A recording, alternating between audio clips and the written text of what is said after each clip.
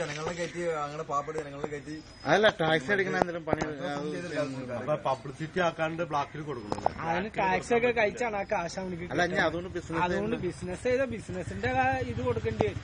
അല്ലാണ്ട് അതുകൊണ്ട് അത്രയും കാശിന് പിന്നെ അവനിക്ക് കണക്കായി സർക്കാർ. ഇപ്പൊ കണക്കുണ്ടാക്കാൻ നടക്കണം. അതിന് ആളെ നിയമിക്കണം. ഈ കൂലിപ്പണിക്കാരനെ ടാക്സ് ഉണ്ടെന്ന് ഇൻകം ടാക്സ് എന്താന്ന് വല്ലതും അറിയാവോ? അതിന് ആളെ നിർത്തണം. ആ കണക്ക് എഴുതാൻ നടക്കണം. ഇച്ചിരി ഇംഗ്ലീഷ് ഉള്ളൊക്കെ ഇത് ഇത് അവനിക്കാന്ന് അറിഞ്ഞപ്പോ അവന് മുതലാളിനെയും തല്ലിനെ ഇറങ്ങി പോയാ മുതലാളിനെ ഇത് അറിഞ്ഞപ്പോ തന്നെ ലോട്ടറി കടക്കാരൻ അന്ന് 50 കിലോനാ പൊറോട്ട എടുക്കുന്നത്. അവൻ 100 കിലോ അടിച്ചു. അത് ജയിച്ചുകൊണ്ടിരുന്നു മുതലാളി. ഇങ്ങനെ അടിയോളം അടി. എനിക്ക് എന്ത് അവനെ അത് കൊണ്ടുപോയി ഇപ്പൊ എല്ലാം സ്വത്താക്കി ബാക്കി അത് 100 ആളുണ്ടാവും മേടിക്കാൻ.